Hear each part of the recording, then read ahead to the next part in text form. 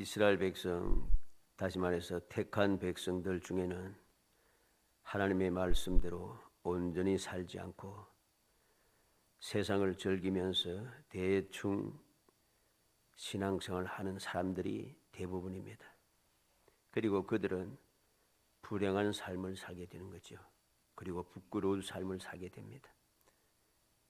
인간적으로는 혹 즐기며 사니까 당장은 잘 사는 것 같지만 항상 불행하고 부끄러운 결말을 보게 되는 것, 이것이 성경이 우리에게 가르쳐주는 그런 내용입니다. 그리고 교훈이죠. 이러한 일들은 오늘날도 변함없이 똑같습니다.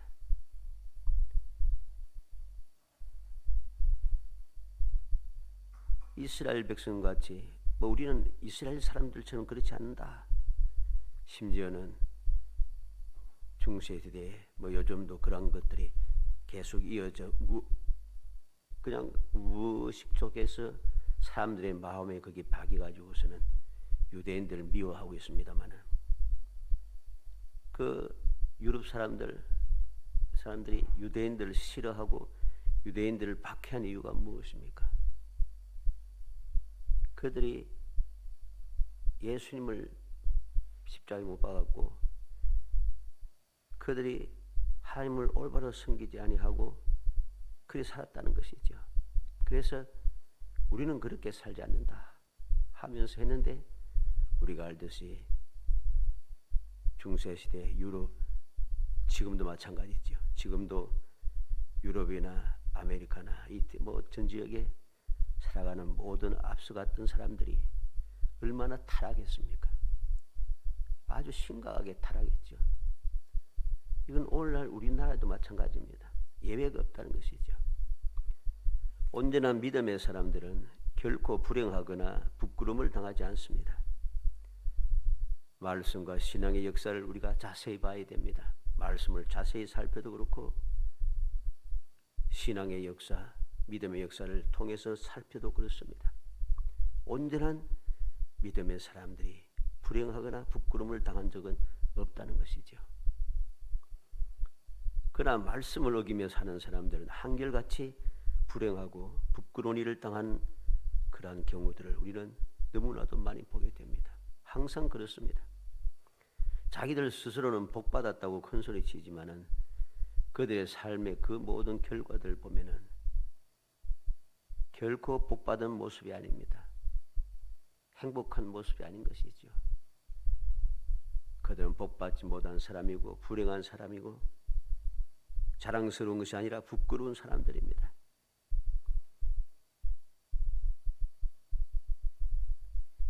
오늘 본문에 나타난 삼손도 마찬가지입니다. 삼손은 우리가 알듯이 하나님께서 특별하게 택하여서 세상에 보냄받은 나시린이고 사사였습니다. 다른 사사들은 이 세상에 태어나서 있다가 하나님께서 특별한 때에 믿음의 사람들을 택하여 사사가 되게 했습니다. 근데 이 삼손은 그러지 않아요. 삼손은 태어나기 전부터 여호와께서 친히 찾아오셔서 내가 아들을 낳을 것이니까 그 아들을 낳으면은 그는 태어나면 나실이니까 이렇게 키워라. 나실인처럼 키우라는 거죠. 그렇게 특별하게 선택받아서 나실인으로 태어나고 사사로 태어난 사람입니다. 그럼에도 불구하고 그의 생각과 마음 생활에는 하나님이 없었다, 이렇게 볼 수가 있습니다. 그래서 그는 불행한 일을 당하고 부끄러운 삶을 살 수밖에 없었다는 것이죠. 물론 그가 하나님을 믿지 않았다고 말할 수는 없어요. 왜냐하면 시시때때로 어려움을 당할 때, 답답할 때 하나님 앞에 기도하고 하나님께서는 응답하시고 그랬다는 거죠. 그러면 그것이 온전한 믿음의 사람인가? 또 아니라는 것입니다. 희한하죠.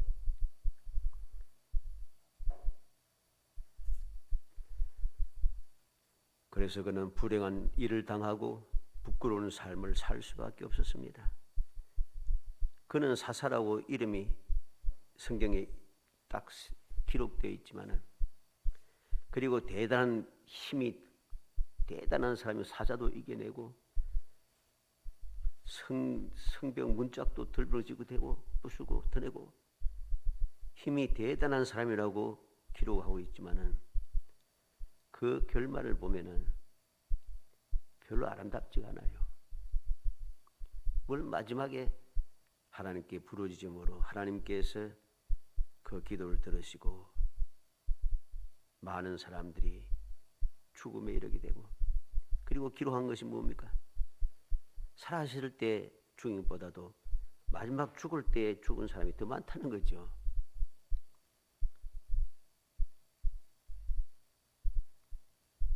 여호수아가 죽은 후 300년 동안에 13명의 사사들이 이스라엘 백성들을 통치했습니다. 그 13명 중에 마지막 사사가 바로 이 삼손입니다. 사사기에 기록된 마지막 사사죠. 13번째 사사, 바로 삼손입니다.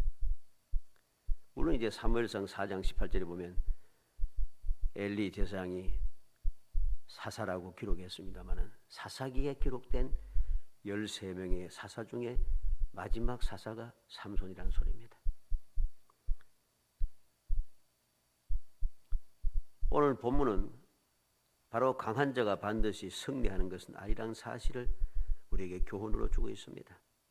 삼손은 여호와의 신의 감동을 받아서 사라도 죽이고 블레셋 사람 30명을 죽이는 등 강한 힘을 가지고 있었습니다. 그러나 그렇게 강했던 삼손도 블레셋 사람들의 두 눈을 뽑히고 사슬에 매여서 감옥에서 맷돌 돌리는 불행하고 부끄러운 사람이 되었습니다. 왜 그랬을까요? 그는 사사인데, 그는 나실인인데, 하나님께 특별하게 이 땅에 보내신 사람인데 왜 그렇게 되었는가?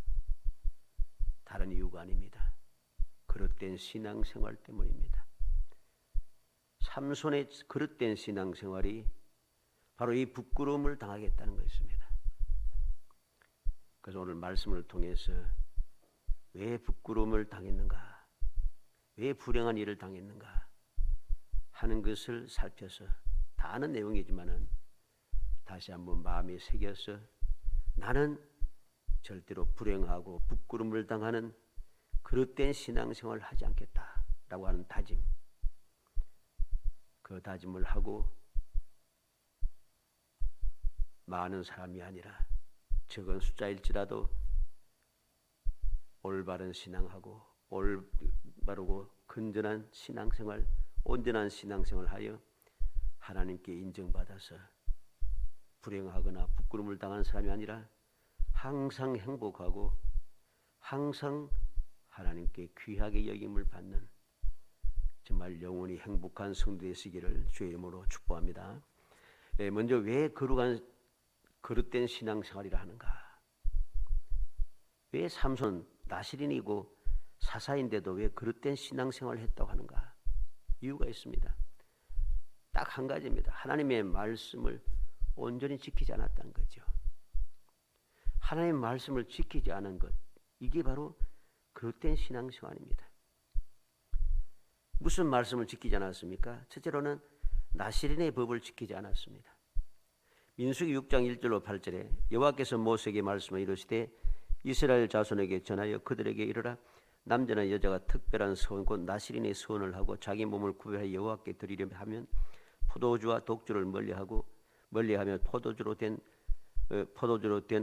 초나 독주로 된 초를 마시지 말며 포도즙도 마시지 말며 생포도나 금포도도 먹지 말지니 자기 몸을 구별하는 모든 날 동안에는 포도나무 솟아는 씨나 껍질이라도 먹지 말지며 그 서원을 하고 구별하는 모든 날 동안 삭도를 절대로 그의 머리에 대지 말 것이라.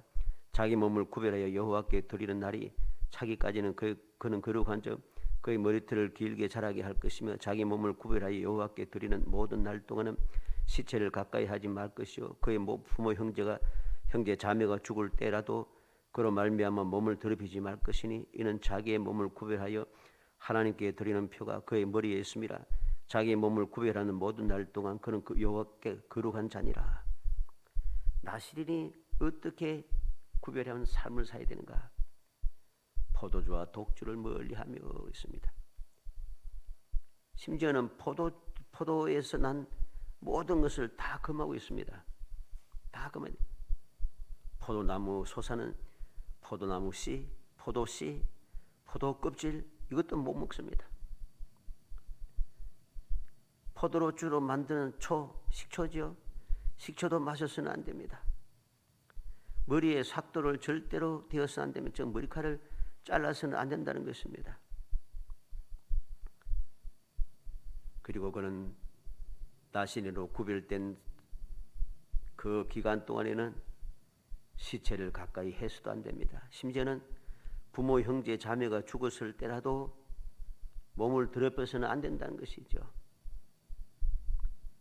하나님 앞에 구별하여 거룩한 사람이 되었기 때문에 절대로 정결에서 벗어나서는 안 되는 겁니다. 이게 나시린의 법입니다.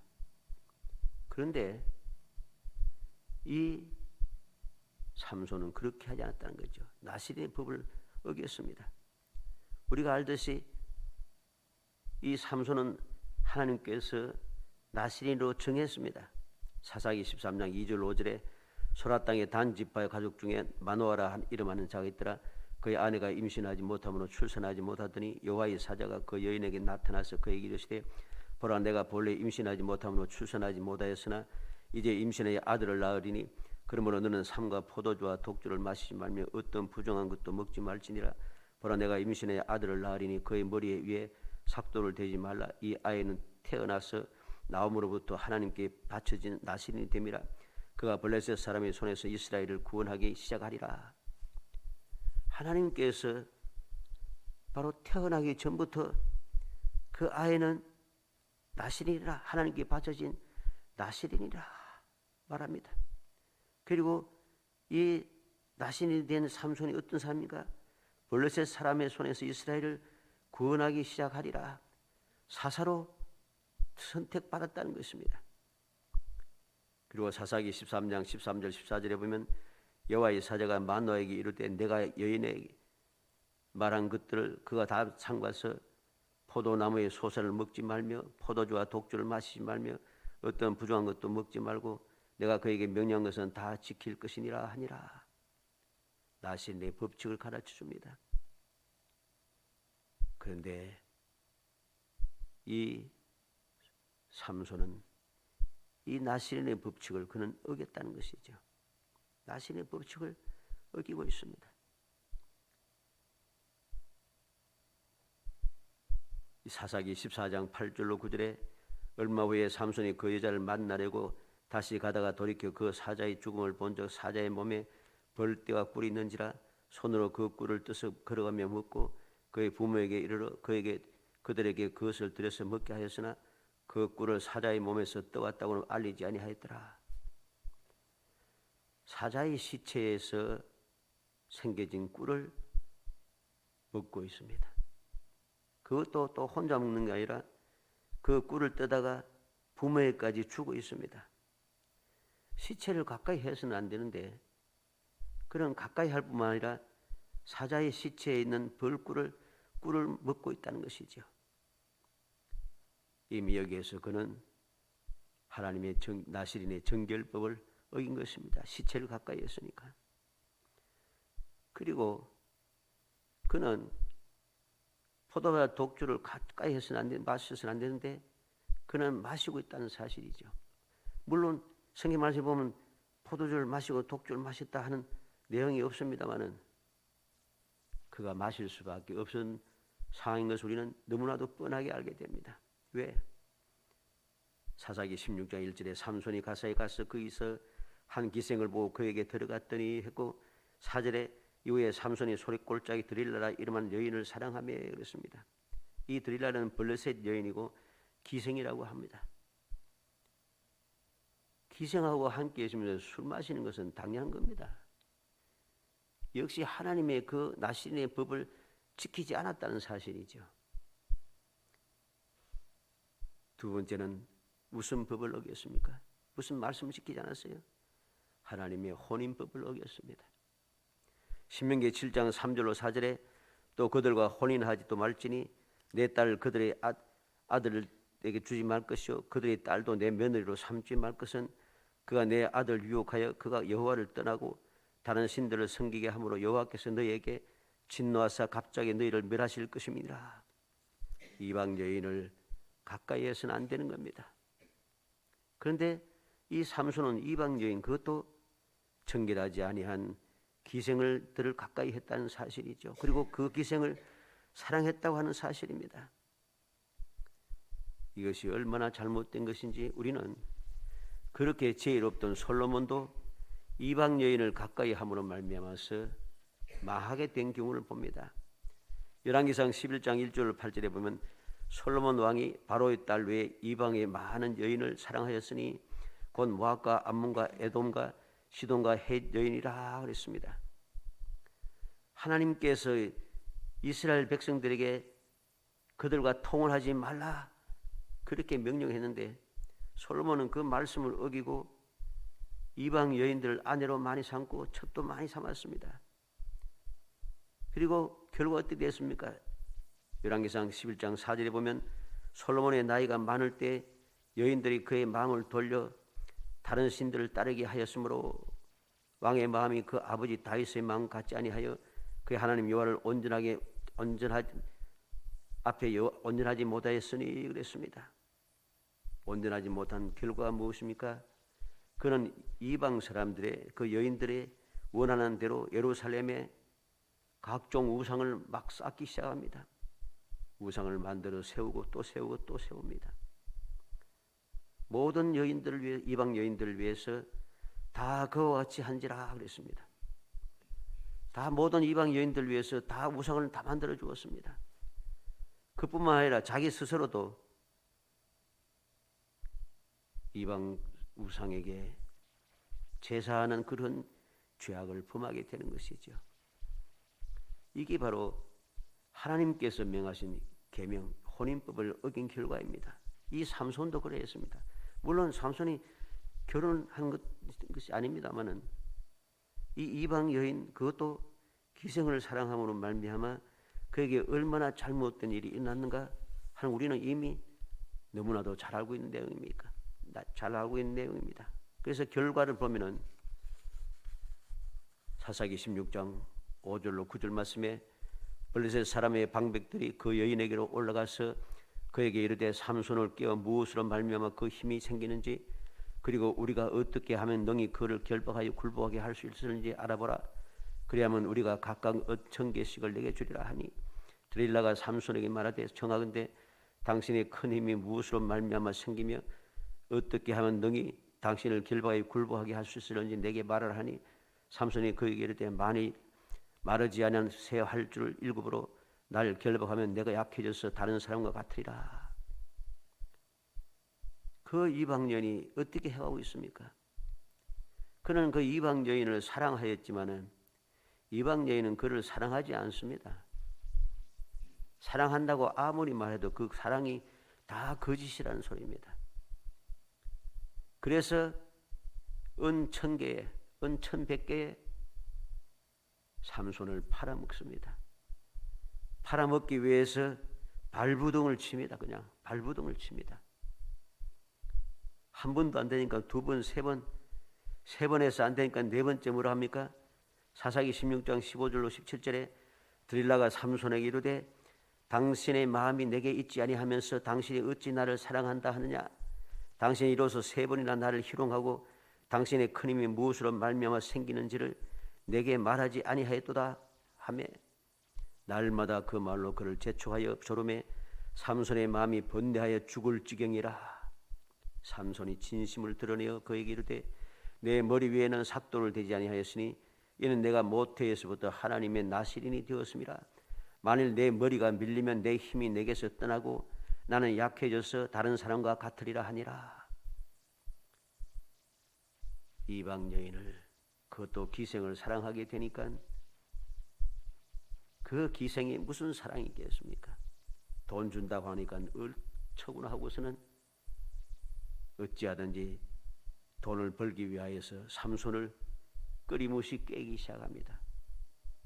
꿰어도 안 되니까 그냥 날마다 재촉하고 삼손의 마음이 번뇌하여 죽을 정령이 되도록 쪼고 있습니다. 결과가 무엇입니까? 그는 쓸모없는 존재가 되어버렸습니다.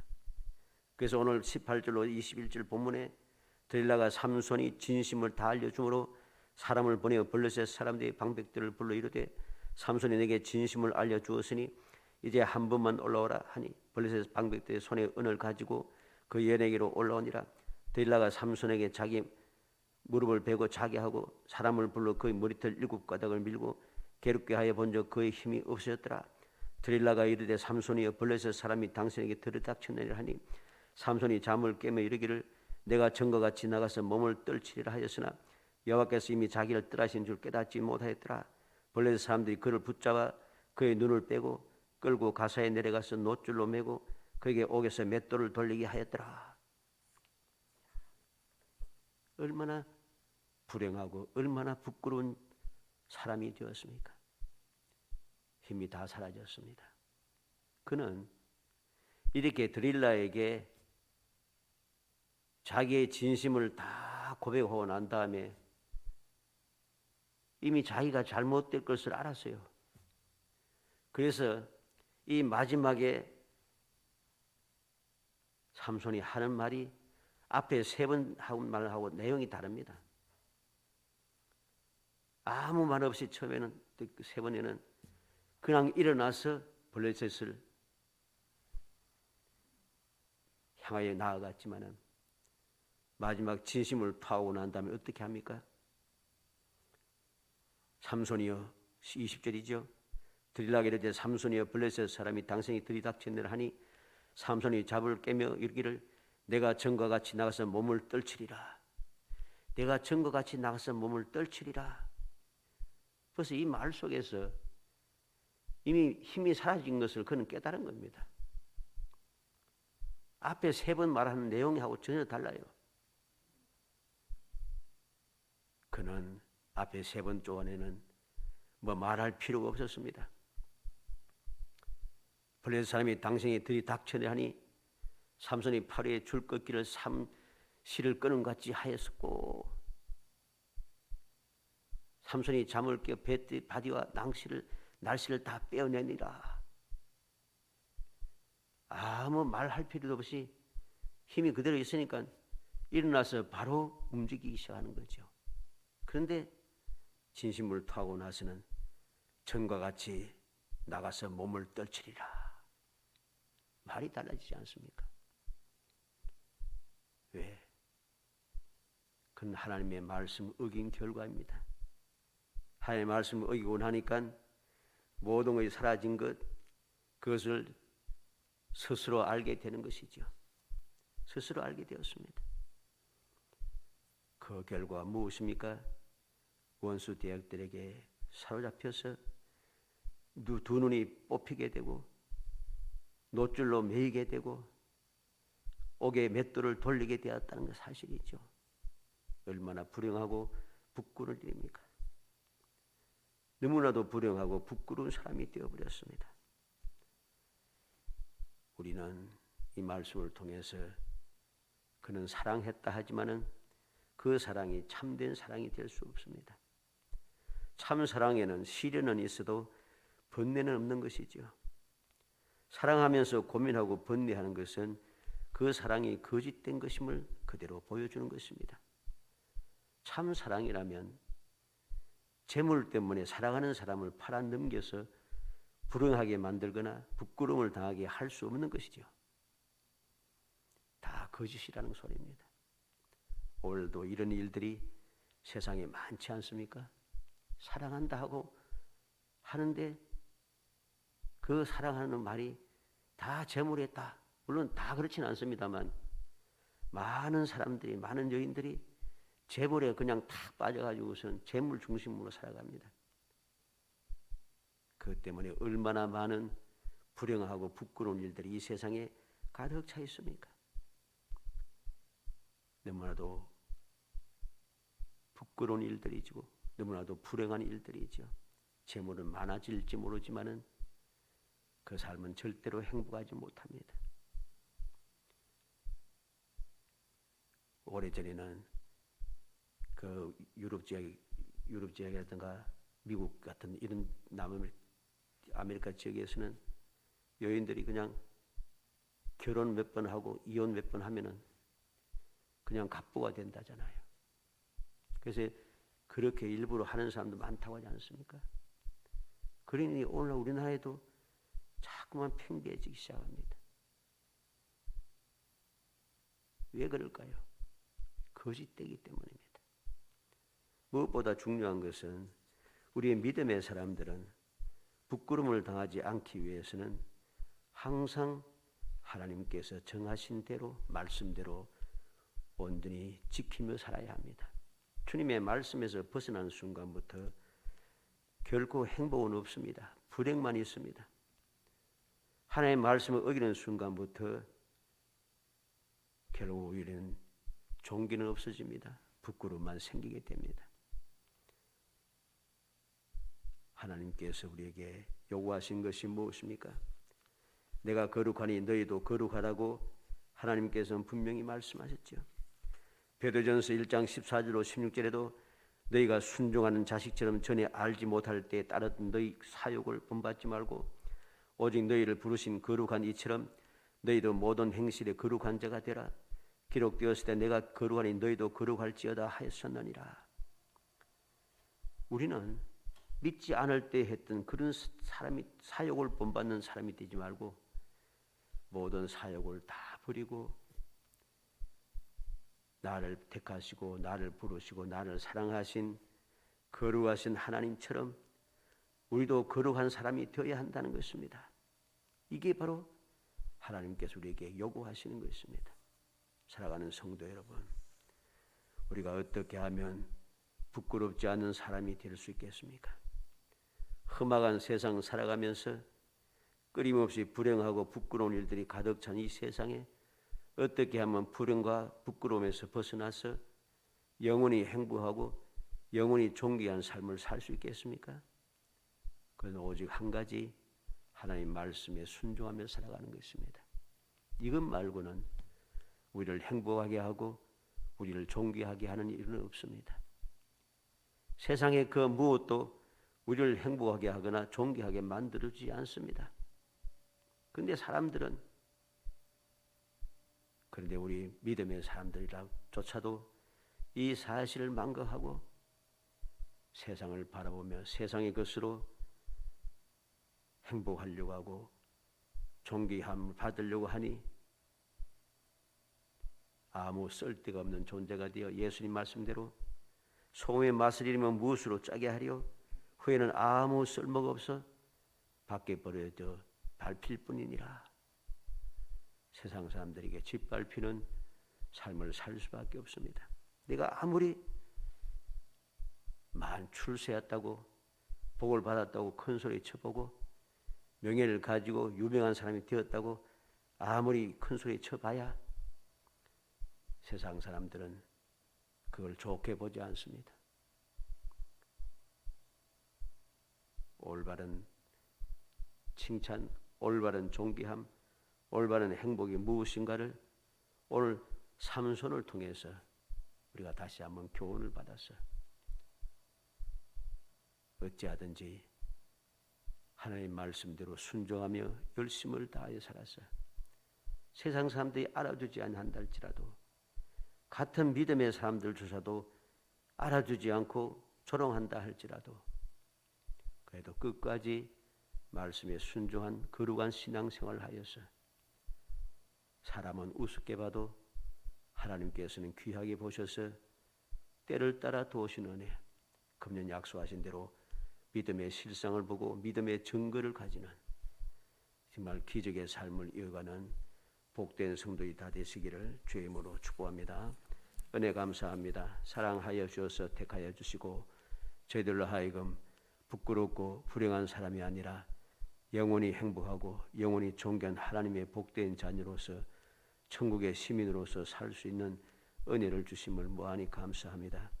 주님의 사랑을 날마다 입으며 주님의 위로를 받고 주님의 평안을 누리며 주님의 인도와 보호 가운데 살아가게 하시며 때를 따라 도우시는 은혜, 피를 채워주시는 주님의 은혜, 끊임없이 도우시는 성령의 도우심을 받는 거룩한 삶을 살 수 있도록 저희에게 자격을 주시고 저희를 택하여 주시며 저희에게 기회를 주시고 저희에게 교훈을 주심을 감사합니다.